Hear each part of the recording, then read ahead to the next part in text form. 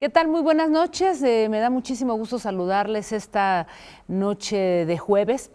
Y bien, pues hoy vamos a hablar de la violencia digital contra las mujeres. Todas aquellas prácticas que en la web atentan contra la intimidad y la privacidad.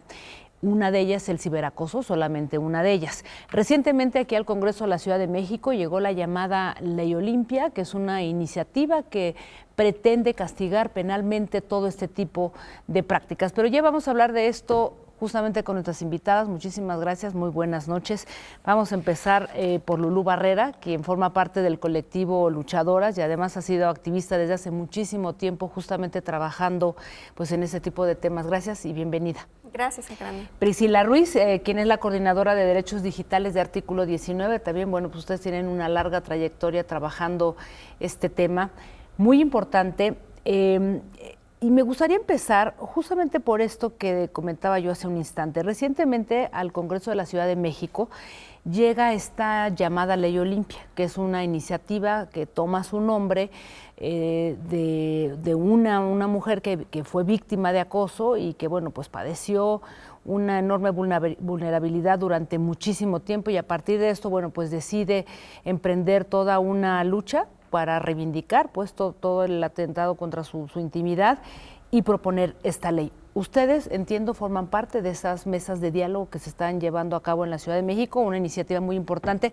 Platícanos, Lulú, de qué va esta iniciativa y qué se está haciendo. Primero, me parece muy importante decir que desde los últimos 2 años el tema de la violencia en línea contra las mujeres ha ido creciendo en interés y por lo tanto también en la agenda pública. Y justo la lucha de muchas mujeres sobrevivientes de esta violencia se da porque se acercan autoridades que no responden efectivamente para perseguir estos delitos o estas acciones, ¿no? Actualmente, nosotras formamos parte de una colectiva que se llama Internet es Nuestra. Sabemos que existen algunos delitos ya en los códigos penales a través de los cuales se podrían perseguir conductas agresivas contra las mujeres en el espacio digital, por ejemplo, una amenaza, ¿no? Y que no es necesario que una autoridad cuente específicamente con un tipo que diga amenaza digital para poder actuar. Sin embargo, es cierto que ha sido en algunas ocasiones una excusa para decir no contamos con herramientas para actuar, no sabemos qué hacer, y ante eso es que surge el principal impulso de que se consigne en los códigos penales específicamente un delito para que las autoridades consideren que cuentan con las herramientas para actuar. Platíquenme por qué, digamos que todas estas iniciativas están perfiladas solamente para atender a las mujeres y no a los hombres, porque la violencia me imagino que es muy amplia en la web y lo mismo va hombres y mujeres. ¿Por qué solamente para un género? Pues finalmente sabemos que existe un impacto diferenciado tanto para hombres, para mujeres, y el grado de violencia es mucho mayor hacia las mujeres y menores de edad, quienes sufren violencia dentro del espacio digital.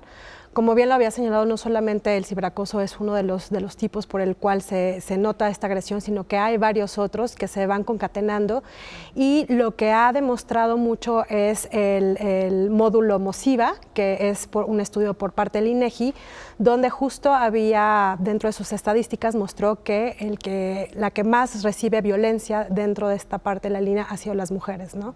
Sin embargo, estas iniciativas no solamente están específicamente enfocadas hacia mujeres, sino que también a los hombres y a cualquier otra persona que pueda recibir este tipo de violencia, ¿no? Pero sí el impacto diferenciado que reciben de violencia digital es completamente distinta y mayor en grado hacia las mujeres y niñas. Ahora, platíquenme, hace un instante me decían, el concepto ciberacoso pareciera que engloba toda la violencia digital, sin embargo es solamente uno de los tantos tipos que existen como práctica intimidatoria. Ustedes han identificado, me decías que como 13, ¿no? Sí, justo en Luchadoras, junto con la Senda Digital, hace unos años hicimos un taller con mujeres de 25 estados del país.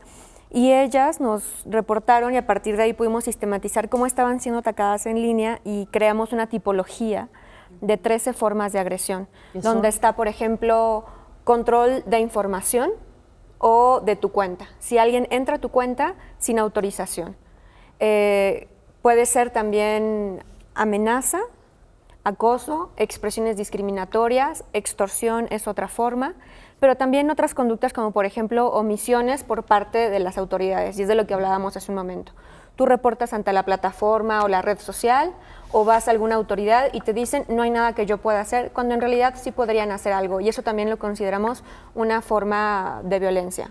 Ahora, algo que me impresiona muchísimo es este concepto de los famosos packs, ¿no? O sea, todos estos paquetes que se venden con imágenes de cualquiera de nosotras, ¿no? Y que están a disposición de la web. ¿Cómo funciona eso? O sea, ¿cómo consiguen tus imágenes y las ponen a la venta? ¿Es eso?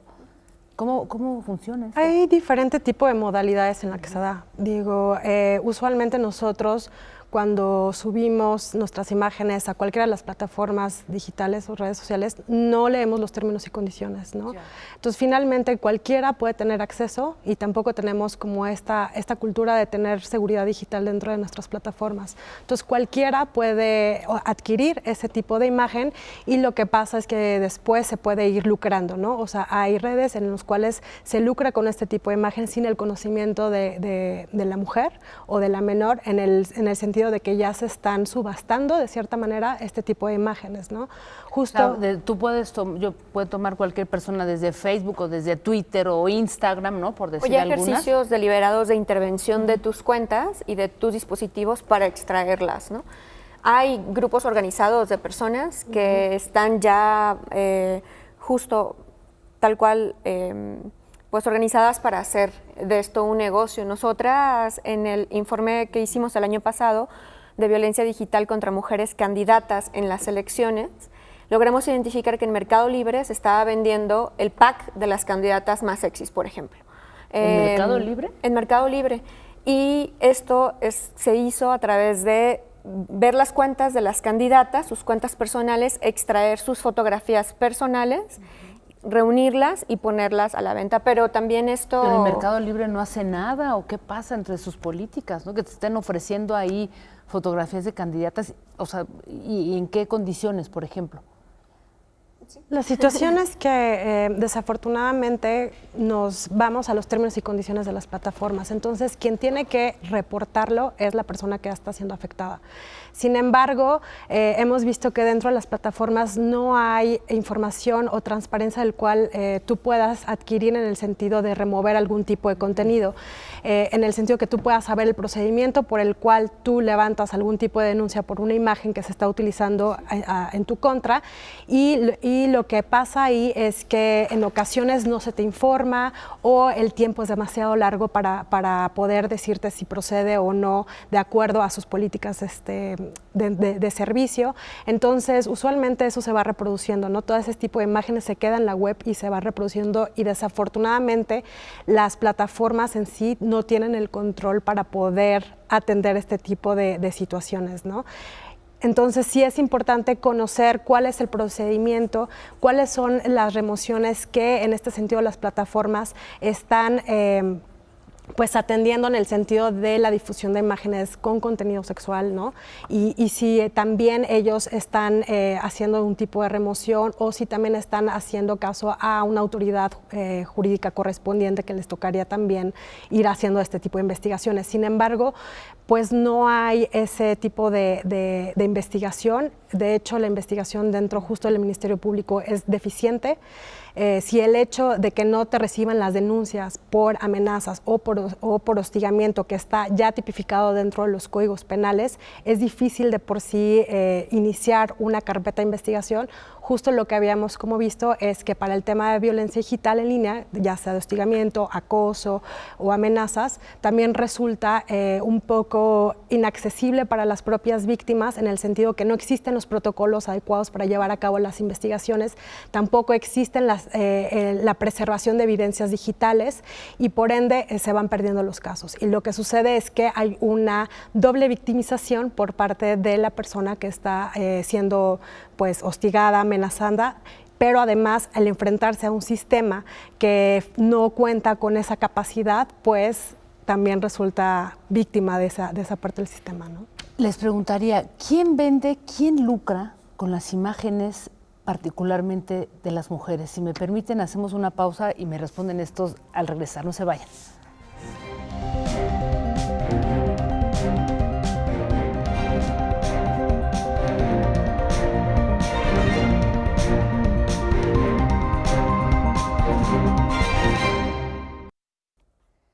Regresamos a hablar de violencia digital contra las mujeres. ¿Quién lucra, quién vende con las imágenes? No es un asunto de que mi primo, mi novio, mi vecino comparte una imagen en WhatsApp, en Facebook o en Instagram, ¿no? O sea, es algo mucho más complejo y pareciera que está focalizado. ¿Por qué, Lulú? Bueno, en realidad, en las estadísticas que hemos visto, un porcentaje de esta violencia es cometida por personas desconocidas, pero también otro porcentaje notable y considerable a tener en cuenta está hecho por personas conocidas, exparejas, por ejemplo. Es muy frecuente que cuando las mujeres deciden poner alto a una relación que ya no quieren seguir, es utilizado como un medio de amenaza para coercionarlas de no abandonar la relación, por ejemplo. Ese es uno, por ejemplo. Compañeros de trabajo es otro caso que también se ha cuantificado en las estadísticas que mencionaba Priscila. Pero esto habla de una cultura mucho más amplia de cómo concebimos los cuerpos de las mujeres como objetos de los cuales podríamos disponer a nuestra voluntad, ¿no? Y quiero volver a la pregunta que hacías hace rato. Por ejemplo, no, ahora me dices esto, pero esto, por ejemplo, no ocurre con candidatos, ¿no? O sea, no se utilizan imágenes sexuales de los candidatos, ¿no? ¿O sí? No en la misma proporción, y por eso es que nos enfocamos en la violencia contra las mujeres, porque es una violencia de género.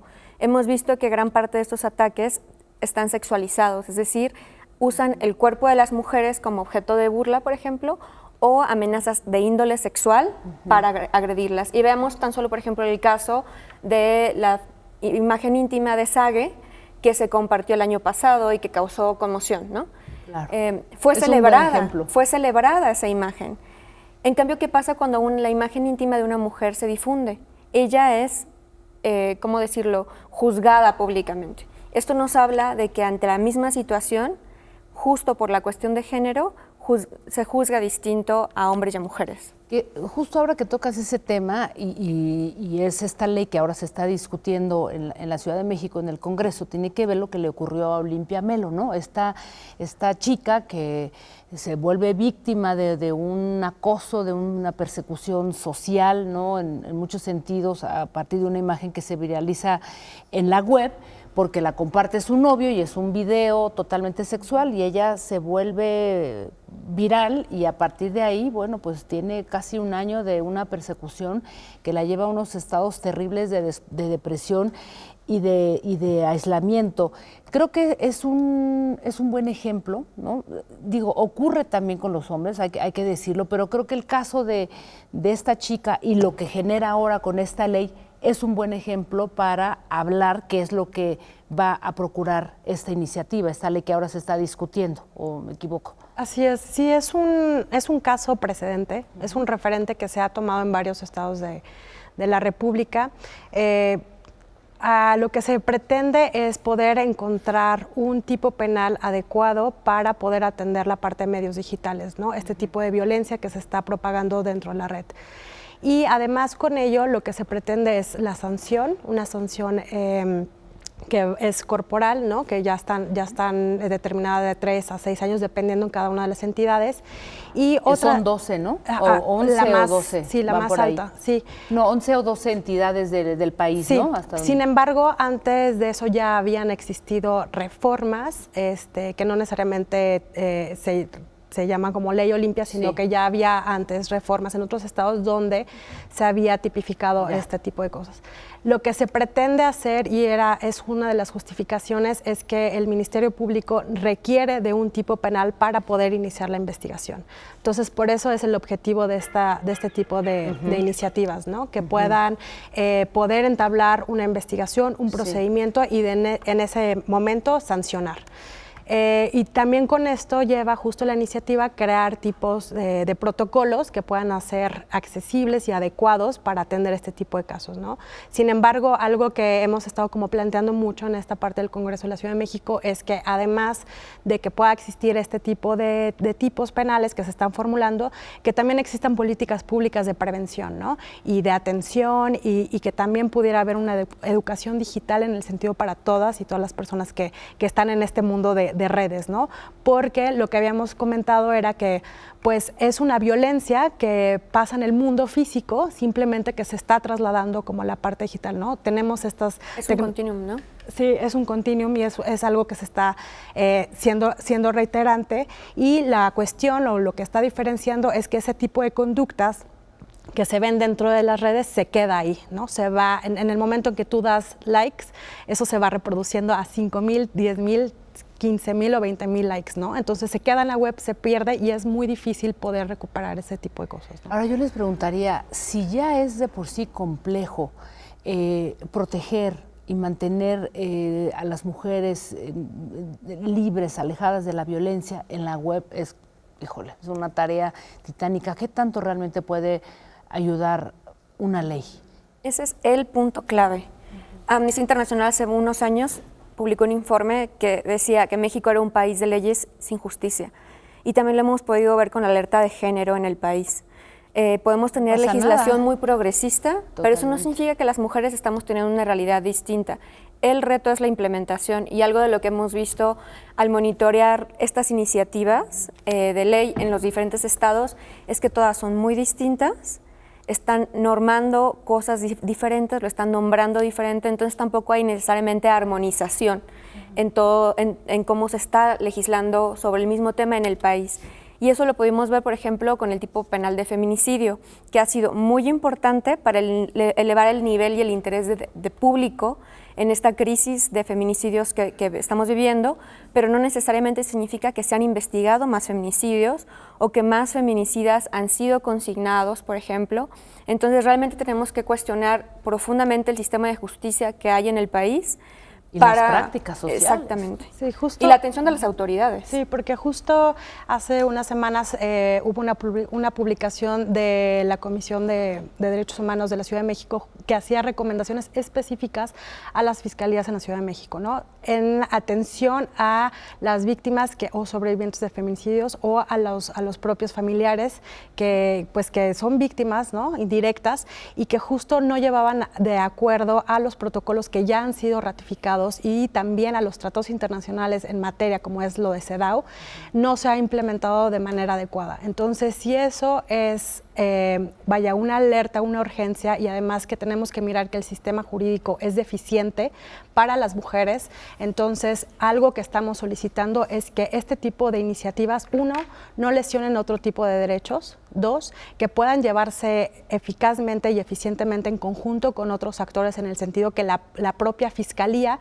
o la propia Procuraduría tenga la capacidad para poder atender ese tipo de casos, y eso implica que los ministerios públicos tengan los conocimientos tanto técnicos como también la parte de perspectiva de género, como también la parte de derechos humanos, ¿no? Para que puedan integrar una carpeta adecuada y justo cuando se vaya a algún tipo de vinculación a proceso no se caiga en un juez de control, ¿no?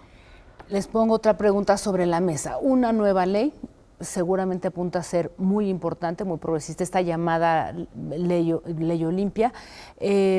Otra más sobre la mesa para intentar frenar la violencia contra las mujeres, y vemos muchas otras que no han funcionado. ¿Por qué tendríamos que esperar que esta va a funcionar cuando tú misma lo estás diciendo? El sistema de justicia, los ministerios, no está pasando nada. ¿Dónde estamos parando?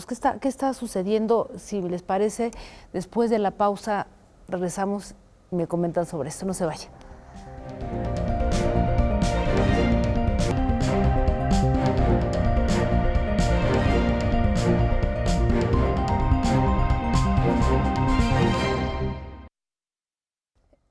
Estamos hablando aquí en Debate 22 sobre la violencia digital contra las mujeres, y antes de irnos a la pausa les decía yo que tenemos una reciente ley discutiéndose en el Congreso, que puede ser muy interesante, porque además ha levantado muchísimas notas, entrevistas contra la propia Olimpia Melo, que en su momento me contó, bueno, que ella se siente más acosada ahora, ¿no? Por los propios medios de qué es lo que está pasando, ¿no? Y pues, ¿creen que realmente esto va a cambiar el estado de las cosas? Porque tenemos, tú lo decías hace un instante, un sistema de leyes y de cosas que se han hecho para prevenir la violencia contra las mujeres y no pasa nada. Yo creo que es la pregunta, pero justo creo que la Ciudad de México tiene la oportunidad de hacerlo bien. De que en estos debates se han presentado 12 iniciativas desde el 2018 hasta el día de hoy, 12 iniciativas ante el Congreso para normar esto. Esto es un indicador de que es un tema urgente que nos preocupa como población, como sociedad. ¿12? 12. Y que se tiene que actuar. ¿Cuáles son esas 12? A ver, rápidamente, algunas de ellas. Todas van en el mismo sentido, a normar la difusión de imágenes íntimas sin consentimiento. Algunas se preocupan más por los menores, las menores. Ya. El punto es, justo ahora estamos en proceso de analizarlas y de proponer pueden ser criterios orientadores de cómo es mejor hacerlo. ¿Para hacer una sola ley? Sí, justo lo que hemos hecho, tanto luchadoras como Artículo 19, Derechos Digitales y otros justo que integran Internet es nuestra, es tratar de hacer estándares mínimos en los cuales los legisladores o las legisladoras puedan basarse en el sentido de que puedan poner especial atención en ciertas cuestiones sobre la difusión de imágenes, pero también sobre personas menores de edad o personas con una cierta discapacidad. También proteger esta parte de libertad de expresión, no tratar de inhibir otro tipo de derechos, tratar también de proteger los derechos sexuales y reproductivos, ¿no? Ser muy cuidadosos con los conceptos de intimidad. También este tipo de cosas puede caer en varias o diferentes interpretaciones por parte de todos los legisladores y las legisladoras. Entonces, sí tratamos de hacer estas recomendaciones mínimas y también de proponer ciertos protocolos que serían adecuados para la atención y también justo para que el Ministerio Público pueda atenderlos, ¿no? En ese sentido. Y sabemos que esta es una lucha que se está dando, es un problema que está emergiendo, que se tiene que ir atendiendo. Y justo ahora, como dice Lulú, la Ciudad de México tiene la oportunidad de crear este tipo de una reforma integral, adecuada, respetuosa a los derechos humanos, con perspectiva de género y que además pueda atender este tipo de casos, ¿no? Y no quedarse solamente en letra muerta, ¿no? Como se ha quedado en muchos otros estados, ¿no? Que ha sido difícil el sentido de poder interponer una denuncia, ¿no? Sin embargo, nosotros hemos visto informes en que las propias procuradurías, donde persiguen la parte de amenazas, hostigamiento, de las 1,500 denuncias, solamente 500 llegan a ser carpetas de investigación y solamente una llega a radicarse a un juez de control, solamente una, y no sabemos si hay o no sentencia. Entonces sí es bastante preocupante, pero también tenemos como la intención de trabajar justo con diferentes actores para que puedan atender este tipo de problemática. Yo insisto, ¿cómo se va a prevenir esto? Porque, digamos, este acoso, esta violencia es casi una práctica común. Basta entrar a cualquier red social para darte cuenta de los ataques frontales y directos contra mujeres cuando se hablan de distintos temas, por ejemplo, aborto, ¿no? Marchas feministas, y entonces hay una agresión. Si eso no es violencia, entonces ¿de qué estamos hablando? Pero entonces, ni modo, o sea, ¿cómo vamos a prevenir esto? ¿O cómo se va a evitar, no? ¿Para qué van a servir esas leyes si de todas maneras es imposible detenerla? Lo que decía Priscila hace rato es clave, o sea, estamos hablando de un continuum, ¿no? Antes no se consideraba la violencia virtual como real, porque era virtual, ¿no? Y ahora lo que estamos diciendo, Olimpia también lo dice muy, muy frecuentemente, es virtual, es real, ¿no? Y a veces pensamos que la violencia digital es como un ente flotante por ahí, ¿no? En la nube, que hay máquinas haciéndolo, hablamos de los bots, y por supuesto eso existe, pero también son las personas que están en la calle, en las plazas, en las escuelas, que son los usuarios y usuarias de Internet que están cometiendo esa violencia. Entonces, prácticas el reto, sociales. Exacto, el reto es ese, es el mismo de transformar la cultura violenta en la que estamos viviendo las mujeres y que nos está sacando a marchar en los últimos 2 años de manera frecuente. Algo muy importante que quiero agregar es este análisis cuidadoso que debemos de tener, porque hemos visto como en algunos estados se habla de, el sexting ya es un delito, y en realidad el sexting no está mal. O sea, ¿qué es el sexting? Una cosa es hacer sexting, que es yo enviarle una foto íntima a otra persona, ya sea porque es mi pareja o porque estoy teniendo algún intercambio afectivo o sexual. Es mi derecho sexual, como decía Priscila hace rato, a tener una vida erótica placentera, ¿no? Y si es a través de las tecnologías también. Ya cuando sale de ese intercambio privado, se rompe ese pacto de privacidad y se viola la intimidad de una persona, eso ya no es sexting, eso ya lo llamamos difusión de imágenes íntimas sin consentimiento. También se ha llamado pornovenganza, ¿no? Pero si nosotras decimos que el sexting es un delito, estamos diciendo que también es un delito que las mujeres nos tomemos fotos y las mandemos, ¿no? Y entonces otra vez la culpa se pone en las mujeres cuando no debe de ser así. El ojo lo debemos de poner justo en quienes agreden y hacen de esto un negocio o lo hacen una forma de control sobre una relación con una mujer, por ejemplo. ¿Qué haríamos, cuál sería, digamos que una de estas salidas a partir de lo que se está discutiendo y ustedes en estas mesas en las que están participando? ¿Cuál sería esta propuesta o digamos, este deseo de concretar alguna ley brevemente para ir concluyendo? Sí, pues lo que hemos solicitado es que varios de los actores que han estado interesados y que tendrían que estar dentro de la mesa funcionen y que también den un poco de la opinión y las recomendaciones. Estamos citando tanto a la Procuraduría de la Ciudad de México como a sus órganos que están encargados de hacer estas investigaciones. Estamos también tratando de vincular a la unidad de cibernética, la policía cibernética, en el sentido que también puedan ver de qué manera se puede coadyuvar para realizar estas investigaciones y las imágenes. Entonces, lo que tratamos es que nos podamos sentar en la mesa, podemos dialogar, utilicemos la técnica legislativa de manera adecuada y justo con este tipo de línea en el sentido de respetar derechos humanos, tener esta perspectiva de género, se pueda integrar un tipo penal adecuado y que además sea servible para los que vayan a ejecutarlo, ¿no? Yo te preguntaría a ti, Lulu, que además ustedes trabajan en muchos talleres y hacen varias cosas desde luchadoras, ¿a dónde podría dirigirse una mujer que está siendo acosada o que está siendo víctima de violencia digital? Bueno, hay varias iniciativas que dan asesoría. Bueno, artículo 19 a periodistas, comunicadoras.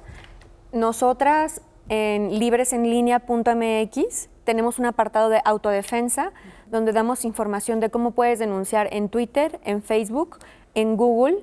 Si tienes una amiga que está pasando por esto, ¿cómo la puedes apoyar? Y pueden escribirnos también, hay un correo con algunas preguntas, ¿no? Hay una iniciativa también que se llama Vita Activa, Vita con V, Vita Activa, que son también compañeras especialistas que dan ese tipo de apoyo. Y finalmente yo creo que algo muy importante va a ser que cuando la ley se apruebe, se activen estos mecanismos efectivos de atención. Fuimos a una reunión con la Policía Cibernética, después, como parte de las reuniones que la jefa de gobierno impulsó después de la marcha, y ellos nos decían que había una falta de coordinación entre la Policía Cibernética y los ministerios públicos. Otro tema. Esa va a ser una de las acciones primeras que van a tener que hacer efectivas. Bien, pues les agradezco muchísimo estar por aquí, Priscila Ruiz, Lulú Barrera, gracias por estar con nosotros y a ustedes gracias nuevamente. Recuerden que ese debate no está completo sin sus opiniones y comentarios en las redes sociales. Yo soy Jacarandilla en Twitter, nos vemos el próximo jueves.